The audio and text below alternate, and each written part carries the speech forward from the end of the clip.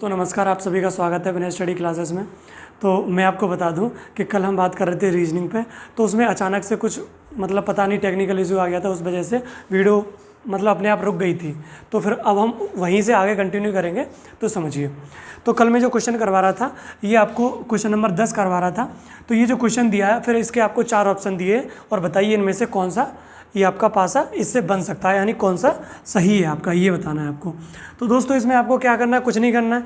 बस कल मैंने आपको क्या बताया था, यदि आपको खुला पासा दिया है, क्या दिया है, खुला पासा दिया है, तो उसका हर एक अल्टरनेट जो सरफेस होगा वो एक दूसरे के क्या होगा, अपोजिट यानी विपरीत होगा।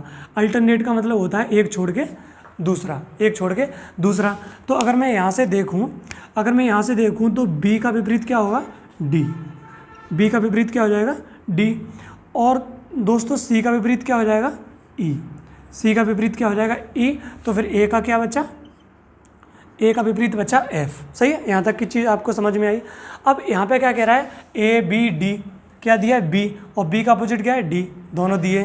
तो अर्थात ये वाला ऑप्शन नहीं हो सकता, क्योंकि मैं आपको पहली क्लास से बताता चला आ रहा हूँ कि किसी भी पासे के दो अपोजिट सरफेस कभी ना तो एक साथ छिप सकते हैं और ना ही एक साथ दिखाई दे सकते हैं। तो बी का अपोजिट क्या है, डी। तो बी और डी में से कोई एक दिखाई देना चाहिए। किसी भी पासे के दो अपोजिट सरफेस, बी का अपोजिट डी है, ना तो कभी एक साथ छिप सकते हैं, ना ही कभी एक साथ दिखाई दे सकते। तो ये दोनों एक साथ दिखाई दे रहे हैं, तो ये वाला ऑप्शन गलत है। अब इसमें आ जाओ। इसमें अगर बात करें तो ई दिखाई दे रहा है, ई का अपोजिट सी नहीं है, बिल्कुल सही है। डी दिखाई दे रहा है, डी का अपोजिट बी, वो भी नहीं है, सही है। और एफ दिखाई दे रहा है, एफ का अपोजिट ए, यानी हो सकता है, ये वाला उत्तर मेरा हो सकता है। अब इस पर आ जाओ थर्ड वाले पे। थर्ड वाले में ई दिखाई दे रहा है, ई का अपोजिट सी नहीं है। थर्ड वाले में डी दिखाई दे रहा है, डी का अपोजिट बी नहीं है। ए दिखाई दे रहा है, ए का अपोजिट एफ नहीं है, तो ये भी सही हो सकता है। अब थर्ड वाले ऑप्शन में बात करते हैं, तो ए बी एफ, ए भी दे रहा है और एफ भी दे रहा है, ए का अपोजिट क्या है, एफ। तो अर्थात ये वाला ऑप्शन आपका नहीं हो सकता। तो हमने दो ऑप्शन एलिमिनेट कर दिए। अब कौन से बचे, या तो ये सही है या तो ये सही है। अगर ये चीज़ आपको समझ में नहीं आ रही है तो आपको क्या करना है कि इससे जो पिछली वाली वीडियो मैंने बनाई है, आप उनको देखिए। अगर आप उनको देखेंगे तो आपको डेफिनेटली ये चीज़ पक्का समझ में आएगी, क्योंकि उसमें जो भी इसका बेसिक है वो मैंने सारा क्लियर किया है। तो पहले आप उनको देखिए। तो मैंने क्या बताया था कि किसी भी पासे के दो अपोजिट सरफेस ना तो एक साथ दिखाई दे सकते, ना ही एक साथ छिप सकते। उस हिसाब से ये दोनों ऑप्शन क्या हो गए, एलिमिनेट। अब इस पे आ जाओ। अब इस पे देख रहे हो D F E, D F E, या फिर ऐसे कर लो D E F, D E F. अगर हम डी से एफ के लिए जा रहे हैं, कहाँ जा रहे हैं, डी से और डी ई एफ, यानी ऐसे करके जा रहे हैं, तो फिगर के हिसाब से कैसे जा रहे हैं हम, एंटी क्लॉकवाइज। फिगर के हिसाब से कैसे जा रहे हैं, एंटी क्लॉकवाइज। और इसमें भी कैसे जा रहे हैं हम लोग, एंटी क्लॉकवाइज। इसमें भी जा रहे हैं, इसमें भी एंटी क्लॉकवाइज, और फिगर के हिसाब से भी एंटी क्लॉकवाइज, दोनों में समान है। अगर हम इसकी बात करें तो डी ई ए, अगर डी ई ए जाएंगे तो हम इसमें कैसे जा रहे हैं, क्लॉकवाइज, डी ई ए क्लॉकवाइज। लेकिन इसमें कैसे जा रहे हैं, डी ई ए एंटी क्लॉकवाइज जा रहे हैं। तो इसमें तो जा रहे हैं क्लॉकवाइज, इसमें एंटी क्लॉकवाइज, यानी इसमें जैसा इसमें जाना चाहिए वैसा इसमें जाना चाहिए। इसलिए इससे पिछली वीडियो में बता चुका हूँ। तो अब इसमें तो जा रहे हैं कैसा, क्लॉकवाइज, लेकिन इसमें क्या जा रहे हैं, एंटी क्लॉकवाइज। तो ये वाला ऑप्शन नहीं हो सकता। तो फिर अर्थात मेरा कौन सा ऑप्शन सही है, ऑप्शन बी, यानी ऑप्शन दूसरा सही है। क्योंकि डी ई एफ के लिए इसमें भी एंटी क्लॉकवाइज और डी एफ के लिए इसमें भी एंटी क्लॉकवाइज, दोनों में क्या है, समान। तो अर्थात आपका कौन सा ऑप्शन सही है दोस्तों, आपका ऑप्शन बी सही है। चलिए बात करते हैं अब अगला क्वेश्चन नेक्स्ट।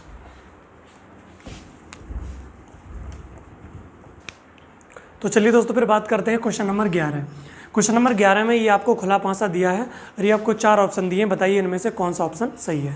अगर मैंने आपको बताया उस हिसाब से बात करूं तो एक छोड़ के अगली, यानी एक छोड़ के दूसरी एक दूसरे के अपोजिट होती है। तो यहाँ से बात करूँगा तो डी का अपोजिट क्या हो जाएगा, ई। जो डी की अपोजिट सरफेस होगा वो क्या होगा, ई। और ए का अपोजिट क्या हो जाएगा, ए का अपोजिट क्या हो जाएगा, सी। और फिर बचा क्या, बी। और बी का अपोजिट क्या हो जाएगा, ये दोनों मिल जाएंगे। ये भाषा ऐसे बन जाएगा, देखो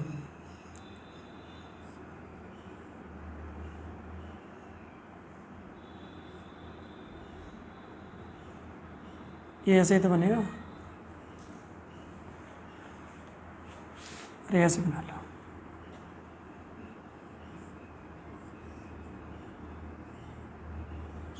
ऐसे करके बनेगा। तो 1 और ये 3 और इधर 2 और इधर 4, इस तरीके से बन जाएगा। तो आप देख रहे हैं, अगर पहले ऑप्शन की बात करूं तो पहले ऑप्शन में क्या दे रखा है, ए, और ए का अपोजिट क्या है, सी, यानी दोनों दे दिए एक साथ, ये नहीं हो सकता। दूसरे ऑप्शन की बात करूं, बी दे रखा है और बी के अपोजिट ये नंबर आएंगे 1 2 3 4, तो बी भी दे रखा है, अपोजिट वाले नंबर भी दे रखा है, तो ये भी नहीं हो सकता। तीसरे ऑप्शन में डी दे रखा है और डी का अपोजिट ई, दोनों दे रखे हैं डी और ई, तो ये भी नहीं हो सकता। बचा कौन सा, बी, बी का अपोजिट नंबर आएंगे, वो नहीं दिखेंगे, सही है। ए का, सी का अपोजिट ए, वो भी नहीं दिख रहा, और डी का अपोजिट ई, वो भी नहीं दिख रहा। तो अर्थात आपका कौन सा ऑप्शन सही है, आपका ऑप्शन सही है दोस्तों डी। चलिए बात करते हैं अगले क्वेश्चन पर। ये दोस्तों बात करते हैं क्वेश्चन नंबर 12, बिल्कुल उसी के जैसा है क्वेश्चन, और इसमें आपको बताना है कि बताइए, आपको क्या बताना है, ये बताना है कि बताइए इनमें से कौन सा ऑप्शन सही है। अब देखो, अब इसमें क्या कह रहा है क्वेश्चन में, इस क्वेश्चन में क्या कह रहा है वो ज़रा ध्यान से पढ़ो। ये आपको दे रखा है, अगर यहाँ से बात करूँ तो डी का अपोजिट ई हो जाएगा, ए का अपोजिट क्या हो जाएगा, सी, ए का अपोजिट क्या हो जाएगा, सी, और बी का अपोजिट क्या हो जाएगा, बी का अपोजिट ये 1 2 3 4 हो जाएंगे। ठीक है, यहाँ तक बात समझ में आई, ये 1 2 3 4 हो गए बी के अपोजिट। अब जरा मेरी बात को सुनो, अगर ये वाला ऑप्शन सही है, अगर ये वाला ऑप्शन सही है, तो आप देख रहे हैं जो मेरा डी है, जो मेरा क्या है, डी देख रहे हैं, और सी भी देख रहे हैं, और सी और डी दे रखे हैं, क्या दे रखे हैं आपको, सी और डी। तो आप इसमें देखिए, अगर आप इसको फोल्ड करेंगे, आप जैसे इसको फोल्ड करेंगे तो ये वाली स्थिति बनेगी, तो अर्थात 1 के सामने क्या आएगा, 3 आएगा, 2 के सामने क्या आएगा, 4। लेकिन यहाँ पे 1 के सामने 2 दे रखा है और 3 के सामने 4 दे रखा है, लेकिन 3 के सामने 1 आना चाहिए और 4 के सामने 2 आना चाहिए, लेकिन यहाँ पे इस तरीके का नहीं बन रहा। देखो, जब इसे फोल्ड करेंगे तो ये 1 और 3 ऐसे करके जुड़ जाएंगे, 2 और 4 ऐसे करके जुड़ेंगे, तो जो 2 के जस्ट अपोजिट में क्या होगा, 4, लेकिन 2 के जस्ट अपोजिट में क्या दिया, 1, तो ये वाला नहीं हो सकता।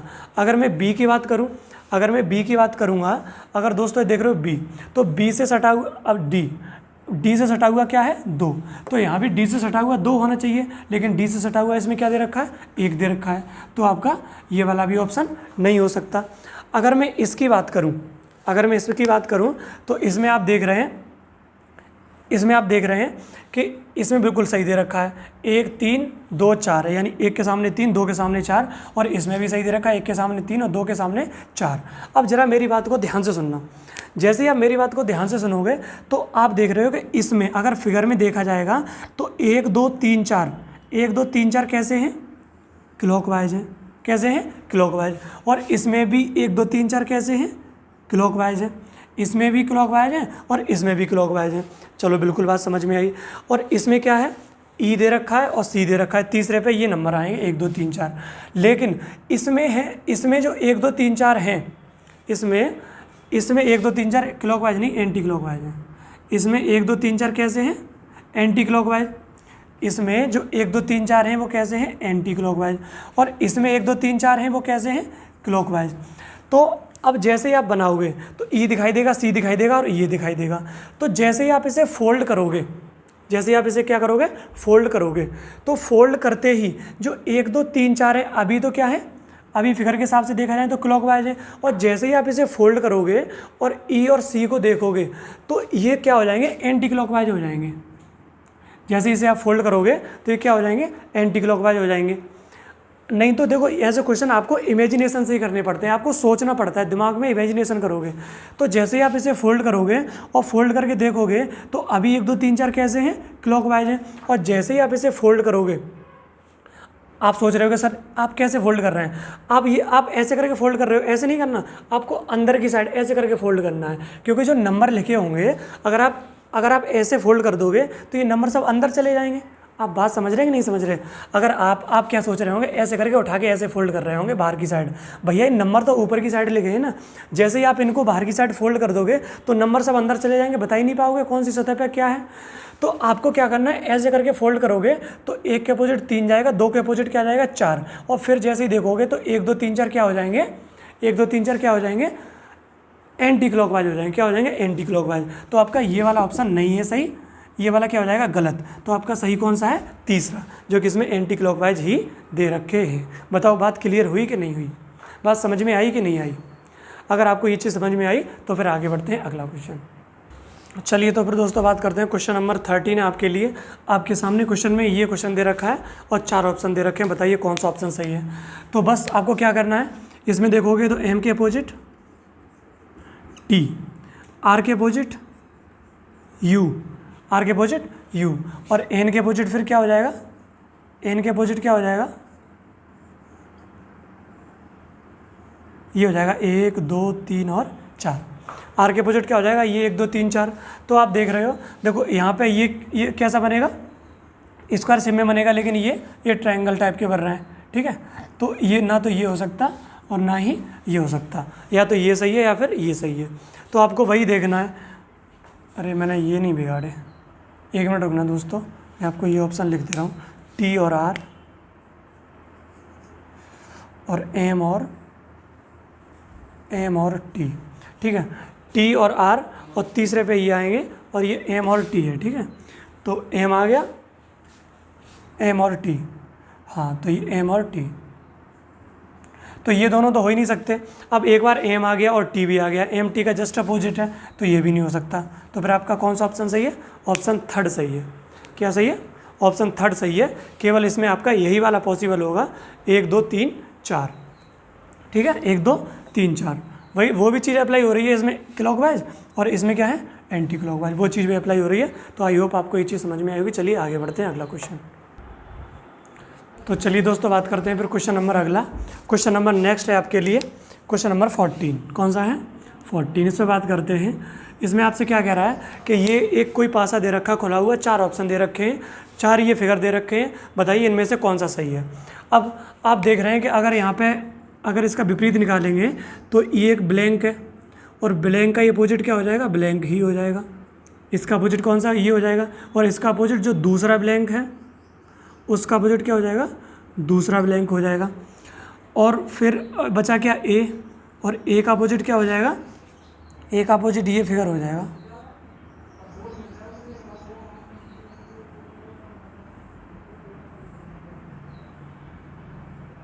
ए का अपोजिट कौन सा हो जाएगा, ये वाला हो जाएगा। तो अब देखो, अब अगर ऑप्शन ए की बात करूं, अगर मैं ऑप्शन ए की बात करूं, ऑप्शन ए में क्या दे रखा है आपको, इसे ब्लैंक कर लेना। ऑप्शन ए में क्या दे रखा है, इसे ब्लैंक कर लो, ठीक है। ऑप्शन ए में क्या दे रखा है, ऑप्शन ए में, अच्छा ये बताओ, जब ये जुड़ेंगे तो ऐसा तो बिल्कुल नहीं बन सकता था कि पूरा एक तरफ का हो जाए। कैसा बनेगा, ये आमने सामने वाले इस तरह का फिगर बनेगा, तो इस तरह का तो बनेगा नहीं, तो ये तो गलत हो गया।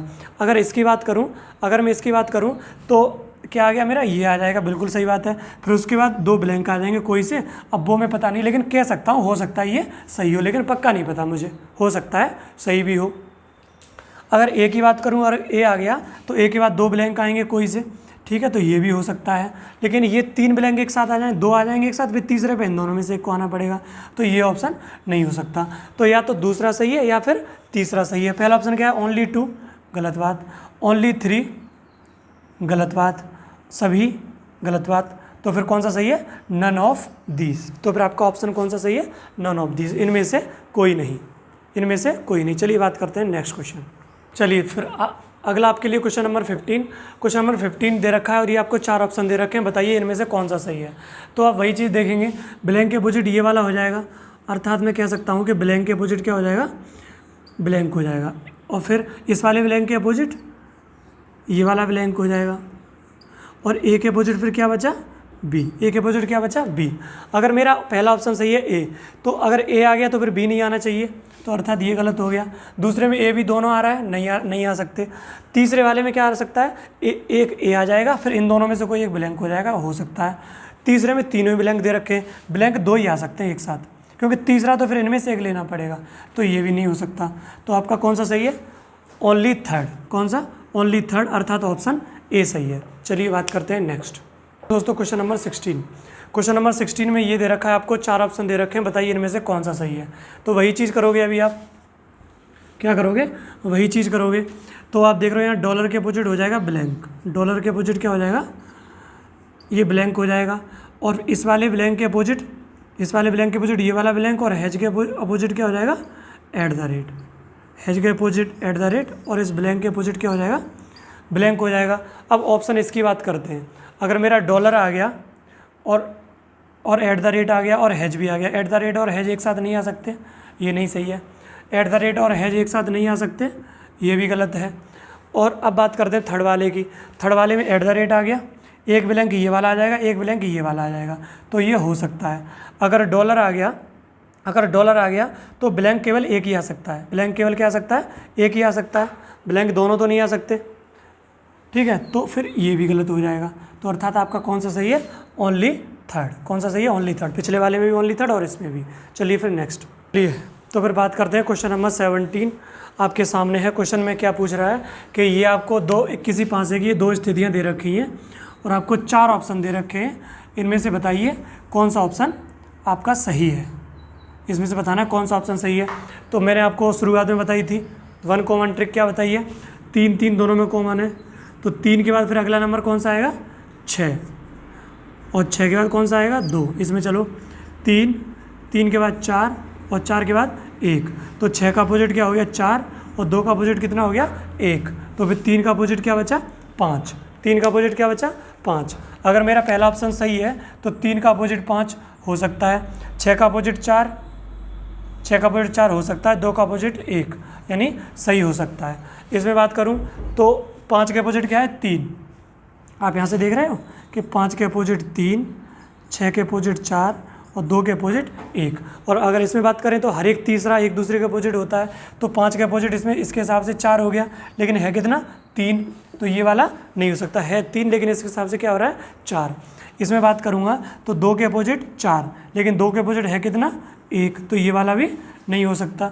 इसमें 3 के अपोजिट कितना है, 6, लेकिन 3 के अपोजिट है कितना, 5, तो ये भी नहीं हो सकता। तो अर्थात आपका कौन सा ऑप्शन सही है, ऑप्शन ए सही है। कौन सा सही है, ऑप्शन ए। चलिए बात करते हैं नेक्स्ट। चलिए दोस्तों, तो फिर अगला क्वेश्चन नंबर 18 है आपके लिए। क्वेश्चन नंबर कौन सा है, 18 आपके लिए। आपको ये 2 स्थितियाँ दे रखी हैं, 4 ऑप्शन दे रखे हैं। अगर इसमें बात करूँ तो कॉमन देखो, कॉमन एक भी नहीं है इसमें। अगर मैं कॉमन की बात करूँ तो कॉमन एक भी नहीं है।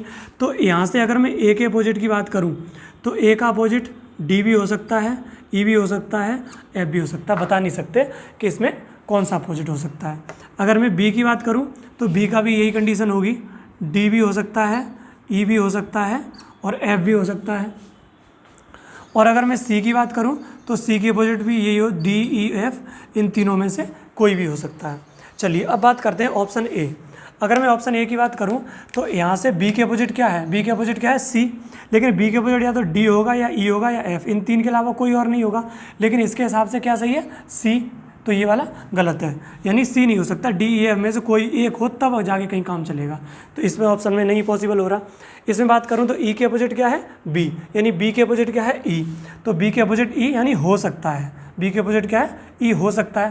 तो ये वाला ऑप्शन हो सकता है, ये पूरी तरीके से नहीं कह सकते। और भी चेक कर लो, ए का अपोजिट एफ, एक का अपोजिट एफ हो सकता है, और डी का अपोजिट सी, तो ये भी हो सकता है ये वाला ऑप्शन। यहाँ पे आ जाओ, डी का अपोजिट क्या है, ई, डी का अपोजिट क्या है, ई, लेकिन डी का अपोजिट ई तो हो ही नहीं सकता, डी का अपोजिट ई तो हो ही नहीं सकता। ये तीनों, अगर इन तीनों में बात करेंगे तो डी का, देखो डी का अपोजिट या तो ए होगा या बी होगा या सी होगा, अगर इधर को देखोगे तो तब भी, लेकिन डी का अपोजिट ई किसी कंडीशन में नहीं हो सकता, तो ये भी गलत हो गया। इसमें बात करूँ जेड ट्रिक, जानते हो जेड ट्रिक लगाओगे तो ए का अपोजिट क्या हो जाएगा, सी, लेकिन ए का अपोजिट या तो डी है, ई है, एफ है, सी तो किसी कंडीशन पर नहीं हो सकता, तो ये भी गलत हो गया। तो अर्थात आपका कौन सा ऑप्शन सही है, ऑप्शन बी सही है। दोस्तों कौन सा सही है, ऑप्शन बी। आई होप आपको ये चीज़ समझ में आई होगी। चलिए आगे बढ़ते हैं। तो चलिए दोस्तों, अगला क्वेश्चन है आपके लिए क्वेश्चन नंबर 19, और ये प्रश्न दे रखा है, 4 ऑप्शन दे रखे हैं, बताइए इनमें से कौन सा सही है। क्वेश्चन क्या कह रहा है, क्वेश्चन को ध्यान से पढ़ो। यदि किसी पासे के विपरीत सतहों के अंकों के योगों का अंतर 3 है, जो विपरीत सतह हैं उनके अंकों का अंतर कितना है, 3 है, तो बताइए निम्न में से कौन सा सही है। तो आप जानते हैं अगर कोई भी डाइस होगी, कोई भी पासा होगा, तो उसमें नंबर कौन से होते हैं, 1 2 3 4 5 6, इतने नंबर होते हैं, 6। अब ये कह रहा है कि जो विपरीत सतह हैं उनके अंकों का जो अंतर है वो कितना है, 3 है। तो अगर एक जगह 1 है तो इसके अपोजिट वाले पे कितना होगा, 4, तभी इनका अंतर कितना होगा, 3। अगर यहाँ पे 2 है तो फिर अपोजिट वाले पे कितना होगा, 5, तभी इनका अंतर कितना हो पाएगा, 3। अगर यहाँ 3 है तो फिर अपोजिट वाले पे कितना हो जाएगा, अपोजिट वाले पे कितना हो जाएगा 6, तभी इनका अंतर कितना हो पाएगा 3। तो ये तो हो ही नहीं सकते, ना ये हो सकता, ना ये हो सकता, ना ये हो सकता, ना ये 3 नहीं हो सकते। अब मैं बात कर रहा हूँ क्या, जैसे 5 आ गया तो 5 का अपोजिट क्या है 2, 2 नहीं आना चाहिए, नहीं आया, बिल्कुल सही है। 6 आ गया, 6 का अपोजिट 3 है, 3 नहीं आना चाहिए, बिल्कुल नहीं आया। 4 आ गया, 4 का अपोजिट 1 है, वो भी नहीं आया। तो अर्थात आपका कौन सा ऑप्शन सही है, ऑप्शन डी सही है। 1 मिनट, अगर आप इस तरह का प्रश्न अगर ऐसे पूछ लिया जाए, अगर इस तरह का प्रश्न आपसे ऐसे पूछ लिया जाए, ये तो मैंने बता दिया, अगर ये कह दे कि किसी पासे के, अगर आपसे प्रश्न ऐसे कह दे कि किसी पासे के विषम अंकों के बीच अंतर, कोई जो पासा है और उस पर जो अंक लिखे हुए हैं वो सारे विषम हैं, वो सारे क्या हैं, विषम हैं, सम अंक एक भी नहीं है।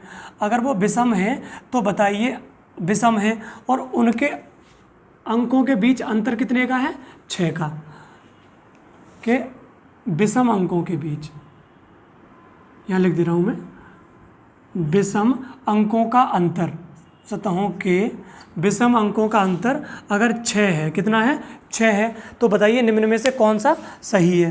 पहले पे लिख लो 8, दूसरे पे लिख लो 10 और इस पे लिख लो 12।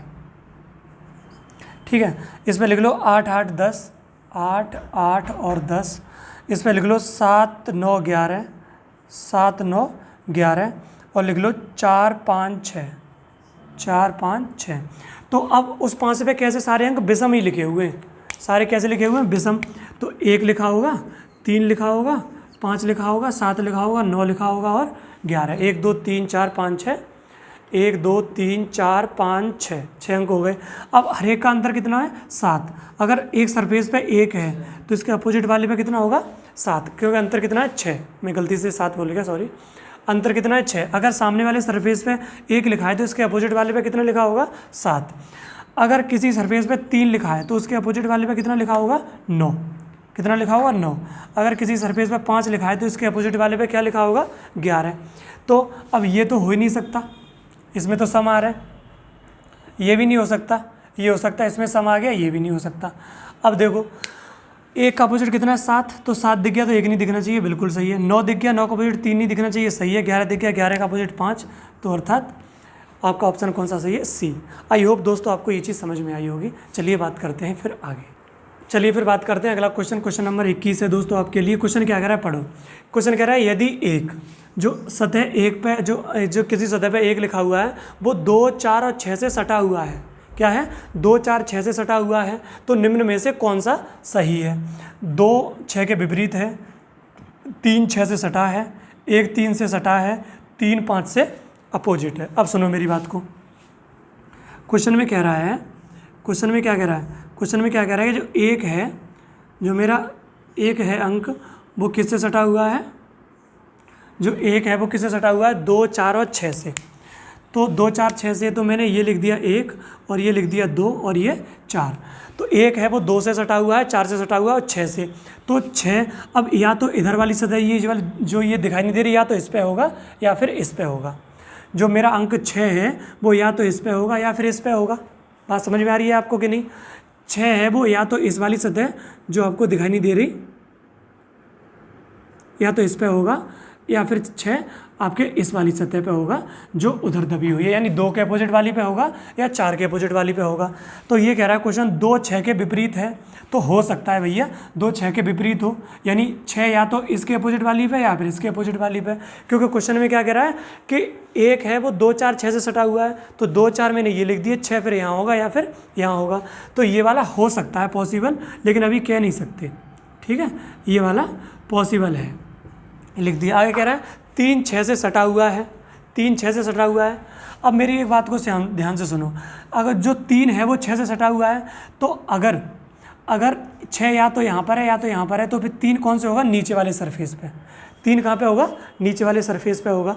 6 या तो यहाँ है या यहाँ पर है, तो फिर 3 कहाँ पे होगा, इस वाली सरफेस पे, क्योंकि 3 है वो 6 से क्या है, सटा हुआ है। तो यानी ये वाला भी हो सकता है, ये वाली हो सकता है। अब आगे क्या कह रहा है, आगे कह रहा है 1 3 से सटा हुआ है।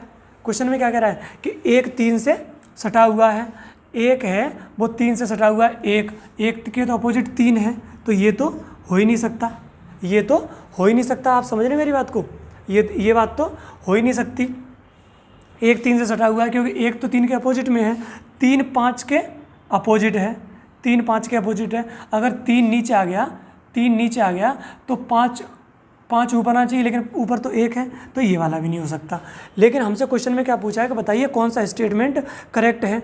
तो ये कह रहा है कि 2 अपोजिट, पहला ऑप्शन कह रहा था 2 अपोजिट है 6 के, 2 अपोजिट है 6 के, तो हो सकता है हो भी और ना भी हो। लेकिन इस वाले स्टेटमेंट, दूसरा वाला स्टेटमेंट तो क्लियर कह रहा है कि 3 6 से सटा हुआ है, तो ये वाला करेक्ट है। ये वाला की जो संभावना है, हो भी सकता है नहीं भी, लेकिन ये कह रहा है कि 3 6 से सटा हुआ है, तो ये बात क्लियर है कि अगर 6 या तो यहाँ पर है या फिर यहाँ पर है, या यहाँ पर है या यहाँ पर है, और 3 6 से सटा हुआ है, तो 3 कहाँ पे आ जाएगा, नीचे। तो आपका कौन सा ऑप्शन सही है, ऑप्शन बी सही है, बी पूरी तरीके से सही है।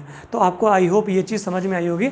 दोस्तों अगर इस तरह के आप प्रश्न आए तो आप आसानी से कर लोगे, इस तरह के ऑप्शन दिए हों, आपको क्वेश्चन दिए हों, तो आप आसानी से एलिमिनेट करके क्वेश्चन को सॉल्व कर लोगे।